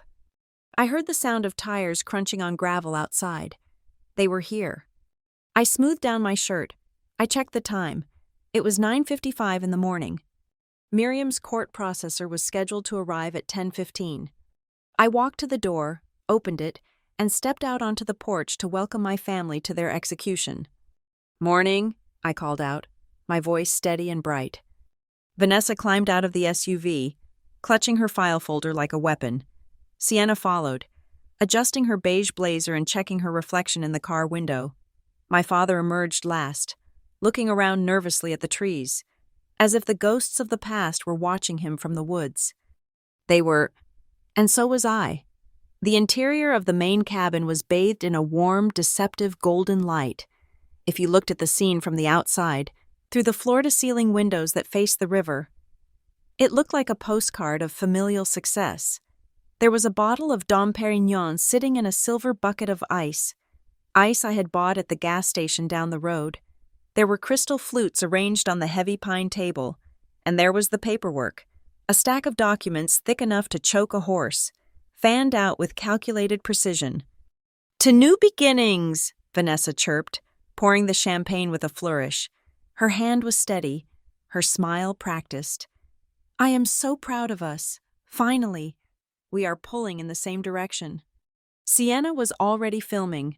She had propped her phone against a vase of wildflowers, ensuring the light hit her beige blazer just right. "Guys, this is literally historic," she said to her imaginary audience. "We are signing the papers for Glamp Life right now. CEO Energy Unlocked." I sat on the edge of the leather sofa, my hands folded in my lap to hide the fact that my knuckles were white. Under the table, inches from Vanessa's knee, my phone was silently recording. "Okay, let's not waste time," Vanessa said, sliding the stack of papers toward me. She had pre-marked the signature lines with bright yellow sticky flags. "I know it looks like a lot of legal mumbo-jumbo, Hadley, but it is standard boilerplate, just acknowledging that you are a silent partner and authorizing the bank to use the cabin equity to secure the construction loan." I leaned forward. I noticed immediately that she had placed a heavy glass paperweight over the top half of the first page, the section that would have listed the loan amount and the liability terms. "Can I read the indemnity clause?" I asked, reaching for the paperweight. Vanessa's hand shot out, covering mine. Her skin was cold. "Oh, honey, we are on a tight schedule. The bank closes in 45 minutes, and we need to fax this over to lock in the interest rate. If we read every line, we will lose the deal. Do you trust your father? Because he has already reviewed it." I looked at Mark. He was nursing his champagne, looking everywhere except at the papers. "It is fine, Hadley," he mumbled. "Just, let's get it done." I picked up the pen. It felt heavy, like a piece of lead. "Right here," Vanessa urged, tapping the first yellow flag, "and initial the bottom." I lowered the pen toward the paper. I watched Vanessa's eyes widen in anticipation. She was counting the money already. She was visualizing the wire transfer. The heavy oak front door of the cabin swung open with a loud, authoritative creak. Vanessa jumped, knocking her champagne flute over. The liquid fizzed across the table, soaking the edge of the documents. 3 people stood in the doorway. In the center was Miriam Cole. She was wearing a charcoal gray suit that looked sharp enough to cut glass, holding a leather briefcase. To her left was a uniformed court officer from Teton County. To her right was Mr. Henderson, the property manager, looking grim and vindicated. "Who the hell are you?" Vanessa screeched, standing up. "This is private property. Get out." Miriam stepped into the room. She didn't look at Vanessa. She looked directly at me and gave a nearly imperceptible nod. "I am Miriam Cole," she said, her voice projecting clearly to the back of the room. "I am the executor of the Lauren Hart estate and the legal trustee of the Hart Family Trust. And this," she gestured to the room, "is not your property." "Mark!" Vanessa shouted, turning to my father. "Do something. These people are trespassing. Call the police." "We are the police, ma'am," the court officer said calmly. Stepping forward, he held up a folded document. "I am serving a notice of emergency audit and a temporary restraining order regarding the assets of the Hart Trust. All parties named in the warrant must remain present." "Trust?" Vanessa laughed, a high, nervous sound. "What trust? Mark dissolved that old thing years ago when we consolidated our finances. This is ridiculous." Miriam walked to the table. She didn't sit. She stood over Vanessa, looming like a Judgment Day angel. "You cannot dissolve a trust you do not own, Vanessa," Miriam said coolly. "Lauren Hart established an irrevocable trust 3 months before she died.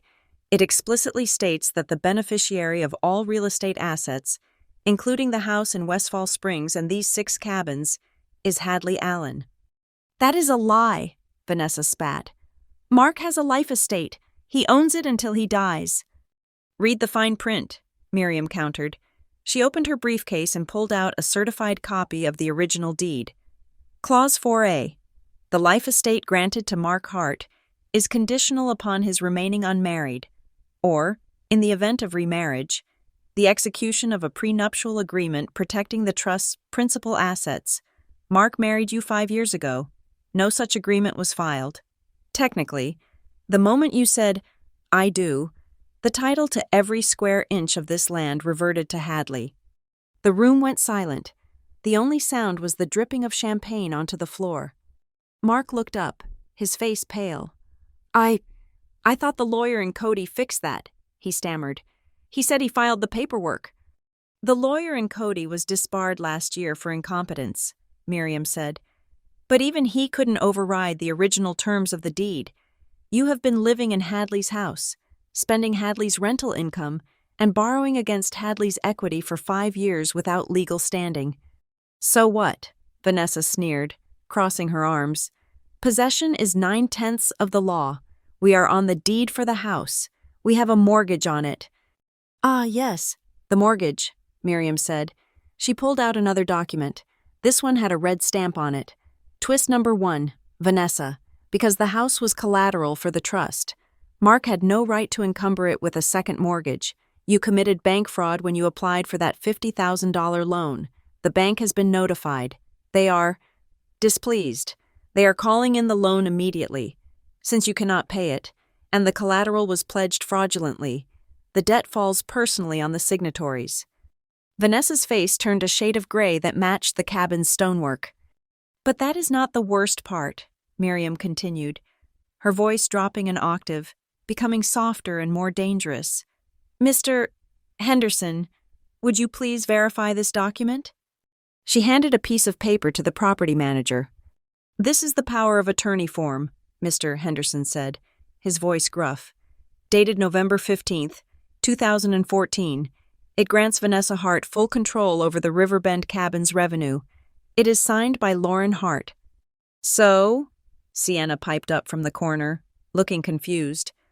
"Mom had permission. What is the big deal?" "The big deal, Sienna," I said, speaking for the first time, "is that my mother died in August of 2014. Miriam nodded. "Dead women do not sign affidavits. Vanessa, you forged Lauren's signature 3 months after her funeral to hijack the rental income. That is not a civil dispute. That is felony forgery, identity theft, and grand larceny. Vanessa looked at the paper in Mr. Henderson's hand. Her mouth opened, but no sound came out. She looked at Mark, but he had buried his face in his hands. "You can't prove I signed that," Vanessa whispered, her voice trembling. "It could have been anyone. Mark probably did it." "I didn't," Mark cried out, looking horrified. "I never touched Lauren's papers." "We don't need a handwriting expert," Miriam said. "We have something better." She placed a small digital speaker on the table. She pressed play.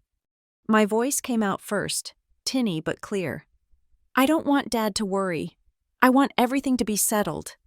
Then Vanessa's voice, unmistakable in its arrogance. "If you don't sign those papers, you are basically saying you don't care if your father spends his retirement in poverty. I have been managing them quietly.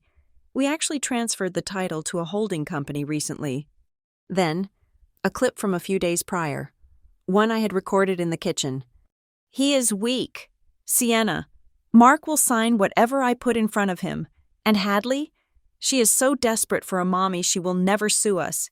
She is pathetic. We will drain the equity. Fund your brand. And if the business fails, the debt is in her name anyway."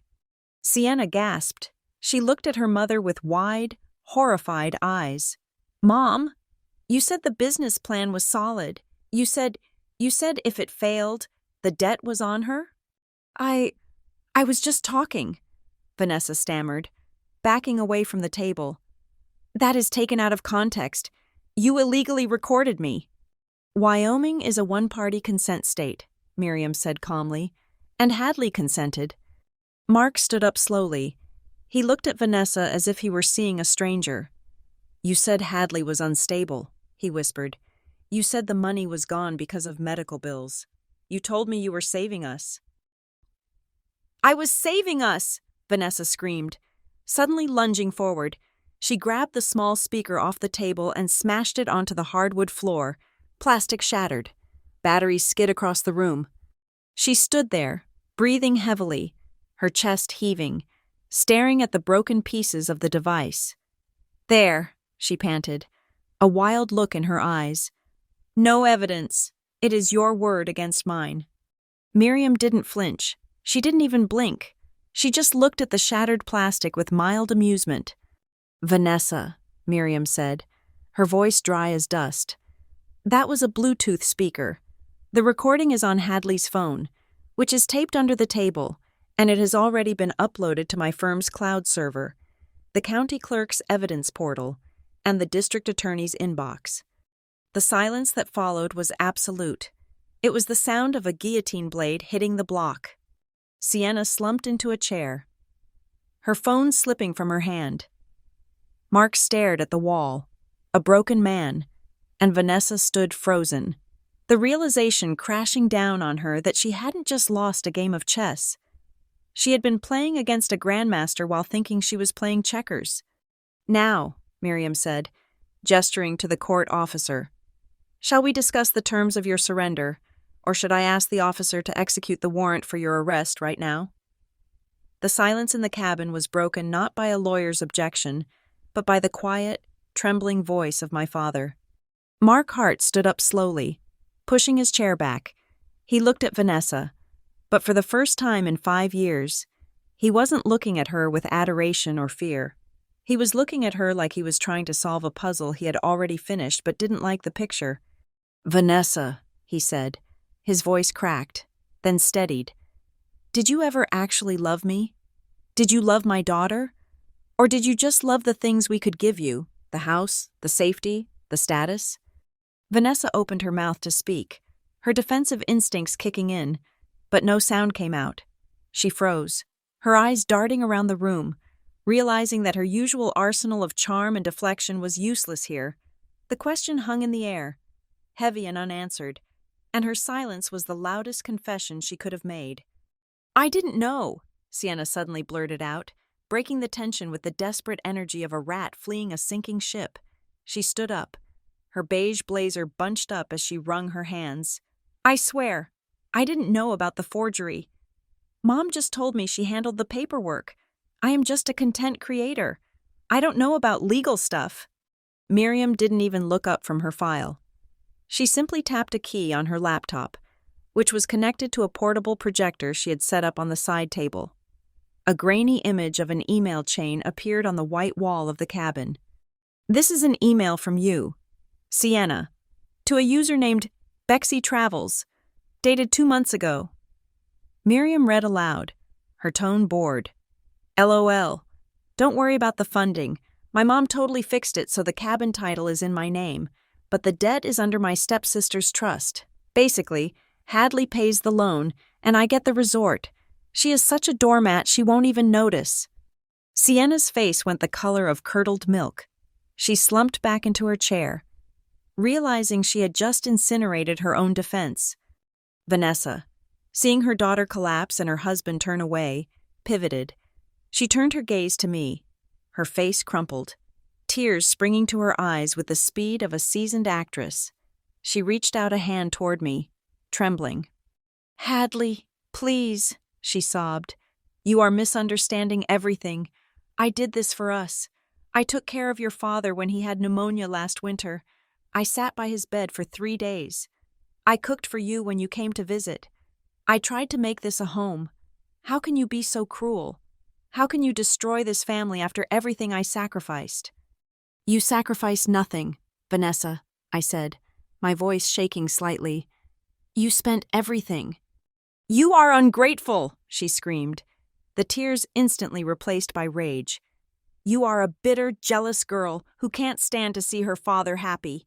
You are tearing this family apart because you are lonely and miserable." I reached into the front pocket of my jeans. My fingers brushed against the cool paper of the note the stranger had given me.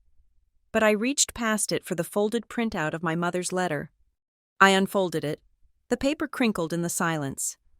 "My mother wrote this before she died," I said. "She knew you were coming, maybe not you specifically, but someone like you." I looked down at the paper, finding the paragraph that had kept me upright for the last 24 hours. I read it aloud, my voice echoing off the timber walls. "Do not let anyone use the word family to emotionally blackmail you. Family is the people who empower you, not the ones who consume you. If they make you feel small, if they make you feel like a utility, walk away." I looked up. My father was crying. He had his hand over his mouth, his shoulders shaking. He knew those words. He knew the woman who wrote them. And in that moment, he finally realized that by choosing peace with Vanessa, he had been at war with the memory of the woman who had actually loved him. Miriam stepped forward, closing the laptop. The projection of Sienna's incriminating email vanished, leaving only the stark reality of the room. "Here is the situation," Miriam said, her voice crisp. "We are petitioning the court to remove Mark as trustee immediately. Control of the trust and the Riverbend cabins revert solely to Hadley. As for the Westfall Springs house, the bank is already moving to foreclose. The $50,000 second mortgage was obtained through fraud. The house will be sold to satisfy the debt. You will all be evicted within 30 days. "Evicted?" Sienna squeaked. "But where will I go?" "I suggest you find a job," Miriam said coldly. "As for you, Vanessa, we have enough evidence here for multiple felony charges: forgery, fraud, elder abuse, identity theft. I can have the officer arrest you right now." Vanessa gasped, clutching her chest. "Prison? Mark, you can't let them put me in prison." My father looked at me. His eyes were red, rimmed with exhaustion and sorrow. He looked from Vanessa, terrified and selfish, to me, standing with his dead wife's letter in my hand. "Hadley," he whispered, She is my wife. I know she did wrong. I know she hurt us. But prison? She is 54 years old. Please, is there another way?" "She committed a crime, Dad," I said. "I know," he pleaded. "But don't make me watch my wife go to jail in handcuffs. Please, for me, just let her go. Let her lose the money. But let her keep her freedom." Miriam looked at me. She didn't speak. She just raised an eyebrow, signaling that the ball was entirely in my court. I looked at Vanessa. She was watching me with the desperate eyes of a trapped animal. She wasn't sorry for what she did. She was sorry she got caught. If I let her go, she would find another victim. But if I sent her to prison, my father would carry the guilt of it to his grave. He was too weak to bear that weight. "Fine," I said. Vanessa let out a ragged sob of relief. "Oh, thank God. Thank you. Hadley, I knew you had a heart. We can work this out. We can—" "I am not finished," I cut her off. My voice was hard as flint. "You don't go to prison, but here is the price." I looked at Miriam. "Draw up a stipulation. Vanessa surrenders all claim to the trust, the cabins, and any assets remaining from the house sale. She admits to the fraud in writing so the bank can't come after me or Dad. And—" I took a deep breath. "And she leaves Mark. Today. She moves out. She files for divorce. She never contacts me or my father again. If she sends one text, makes one phone call, or tries to come within 500 feet of us, we file the charges." "What?" Vanessa shrieked. "You can't do that. You can't force us to divorce." "I am not forcing you," I said calmly. "I am giving you a choice. You can leave this cabin as a single woman, or you can leave it in handcuffs. Pick one." "Mark!" Vanessa turned to him, grabbing his arm. Tell her you love me. We are partners. We can start over somewhere else." Mark looked at her hands clutching his sleeve. Then he looked at me. He looked at the bruise on my cheek, the one she had put there. He looked at the letter in my hand. He looked at the years of bank statements Miriam had shown him, the years where I paid to keep a roof over his head while Vanessa spent his retirement on appearances. "Mark," Vanessa pleaded, "we can go to Arizona. We can start fresh." My father slowly peeled her fingers off his arm. "Hadley paid the mortgage for 18 months, he said softly. "She paid for the groceries, she paid for the gas, she paid for the insurance, and I let you slap her in a parking lot because I was afraid of you making a scene." "Mark?" "If I go with you," he said, his voice gaining strength, "I lose my daughter, and I have already lost her mother. I can't lose anyone else who actually cares about me." He stepped away from her, crossing the invisible line in the room to stand next to me. "If I have to choose," he said, looking at me with tears streaming down his face, "this time, I choose you. Hadley." Vanessa stood alone in the center of the room. Her face went blank. The mask didn't just slip. It dissolved. There was no more charm, no more tears, just the cold, hard calculation of a narcissist who realized the host body was no longer viable. "Fine," she spat. "Give me the pen." Miriam slid a document across the table, a confession of judgment and a voluntary relinquishment of rights. Vanessa signed it with a violent scratch of the pen. She didn't read it. She didn't care. She just wanted out. She threw the pen down. It bounced off the table and skittered across the floor. "You are pathetic. Mark," she said, grabbing her purse, "you will be dead in a year without me, and you," she pointed a manicured finger at me, "you will always be a lonely, bitter spinster." "Better lonely than a thief," I said. Vanessa stormed out of the cabin, the heavy door slamming behind her with a finality that shook the windows. Sienna stood there, blinking. She looked at the door her mother had just exited, then back at us. "Wait," she said, her voice trembling. "So, the glamping is off? What about my loan? I have vendors to pay." "There is no loan, Sienna," Miriam said, closing her briefcase. "And there is no trust fund for you. You are an adult. I suggest you follow your mother, or find a very cheap apartment, but you cannot stay here." "But who is going to pay for my car?" Sienna asked, genuine confusion in her eyes. "Who is going to pay my phone bill?" "You are," I said. Sienna looked at me, waiting for the punchline, waiting for the moment I would cave and offer to help, just to keep the peace. I just stared back. "Oh my God," she whispered. "You are serious."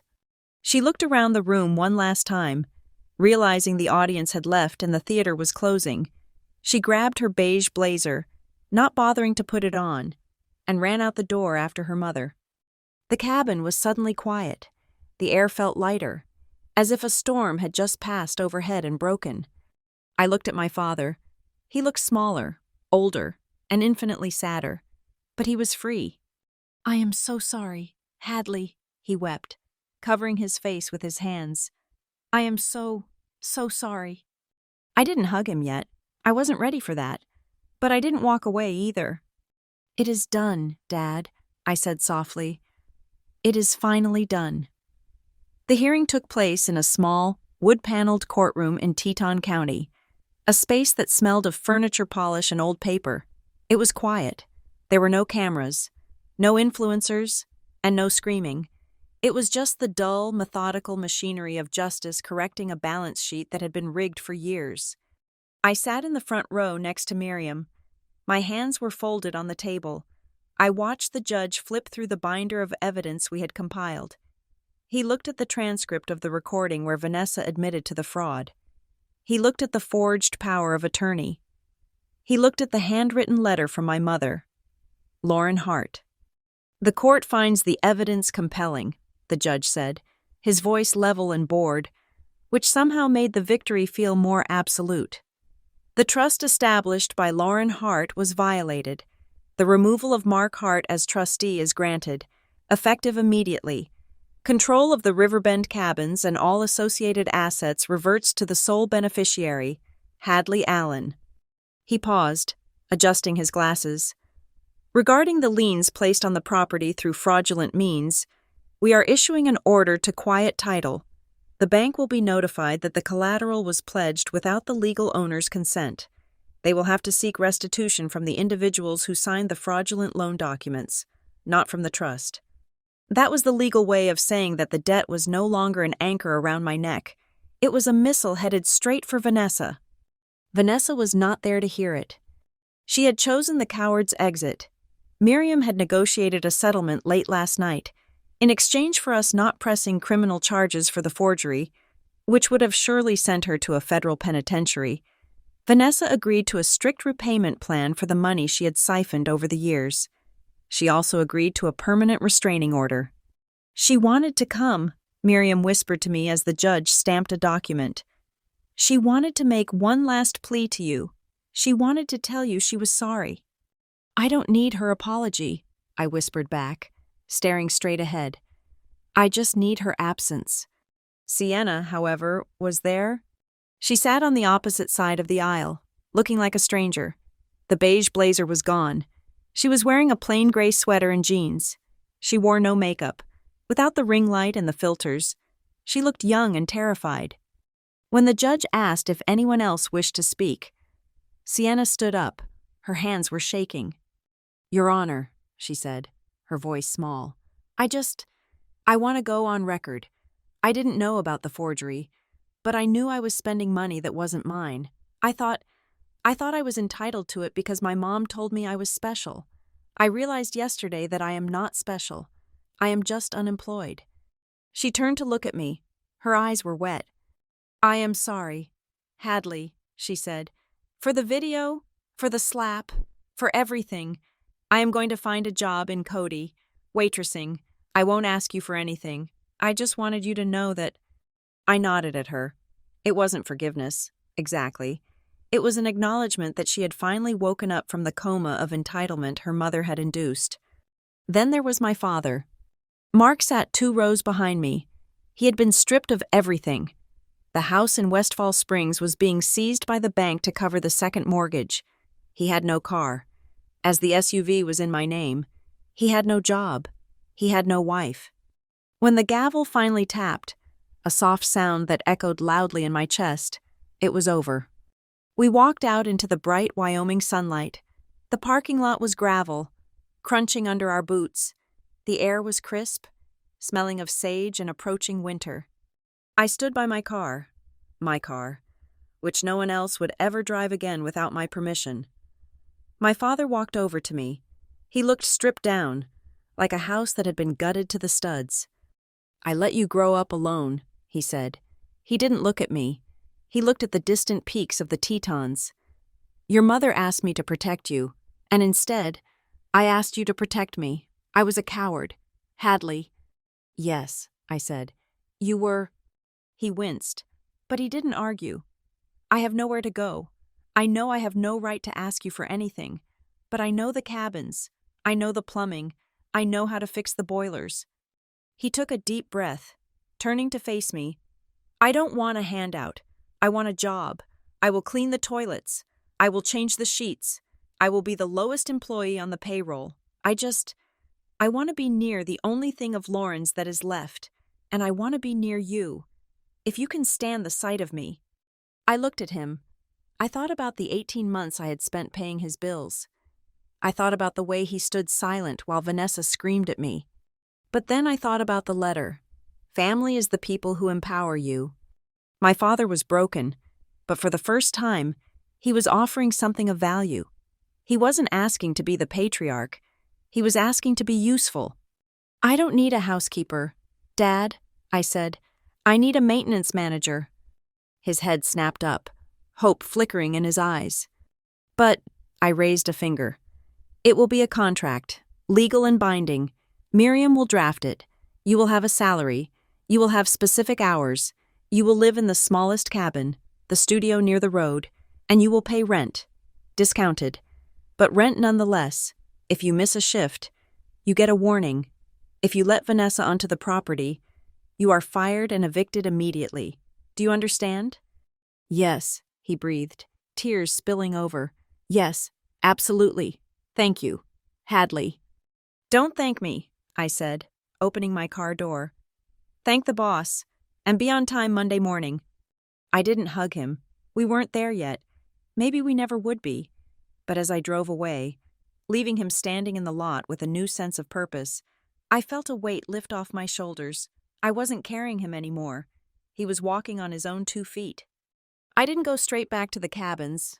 I had one more stop to make. I drove north, passing the sign that said Yellowstone National Park. I pulled up to the gate, the exact same lane where, 4 days ago, my life had imploded. The ranger in the booth smiled. Pass, please? I handed him my card. It was an annual pass, paid for with my own money, linked to my own name. Enjoy the park, Ms. Allen, he said. I drove through. I drove past the herds of bison grazing in the golden grass. I drove past the tourists taking photos. I pulled into a turnout overlooking the Mammoth Hot Springs. The terraces were white and orange, steam rising from the earth in great hissing plumes. It was violent and beautiful, the heat of the planet escaping through the cracks. I stood at the railing, the wind whipping my hair across my face. I closed my eyes and replayed the moment. The heat, the shouting, Vanessa's hand striking my face, the humiliation that burned hotter than the geothermal vents below. But the sting was gone. I felt a presence beside me. It was Miriam. She had followed me in her own car, knowing, perhaps, that I needed a witness for this final exorcism. She didn't say a word. She simply reached into her purse and pulled out a yellowed envelope. It was the original letter from my mother, the real one. She would be proud of you, Miriam said, her voice fighting the wind. Not because you won the money, but because you won yourself back. I took the letter. I am going to keep the cabins, I said, looking out at the steam. But not just as a rental business. I want to set aside 2 weeks a month for women who are trying to leave financial abuse, for people who need a place to hide while they rebuild their credit and their lives. I want to call it the Lauren Project. Miriam smiled. It was the first time I had seen her smile with pure, unadulterated joy. I think I can help you with the legal framework for that. I reached into my pocket one last time. I pulled out the crumpled piece of paper. The note the stranger, Joyce, had pressed into my hand right here, on this very asphalt, when I was at my lowest. Attorney Miriam Cole, when you are ready to stop being their victim, call this number. I smoothed it out against the railing. It was just a scrap of paper, just ink and wood pulp, but it was the seed that had grown a forest. A stranger, I whispered. One stranger saw me when my own father couldn't. She handed me a number, and the entire trajectory of my existence shifted. I placed the note on the railing, anchoring it with a small rock from the path. I placed my new Yellowstone entrance pass next to it. I am ready now, I said to the wind. I turned my back on the view. I turned my back on the memory of the slap. I turned my back on the girl who used to apologize for taking up space. I walked back toward my car, my boots crunching on the ground, my head held high. The sun was setting, casting long shadows across the park, but I wasn't afraid of the dark anymore. I had my own light, and if anyone, ever again, tried to treat me like a resource instead of a person, they would learn the lesson Vanessa Hart had learned the hard way. Respect is not given, it is invoiced, and I collect my debts. Thank you so much for listening to Hadley's story of reclamation and justice. If you enjoyed this journey, please leave a comment down below telling me where you are listening from. I love seeing our global community grow. Don't forget to subscribe to the Lila Revenge Stories channel, like this video, and smash that hype button so more people can hear stories of standing up and fighting back.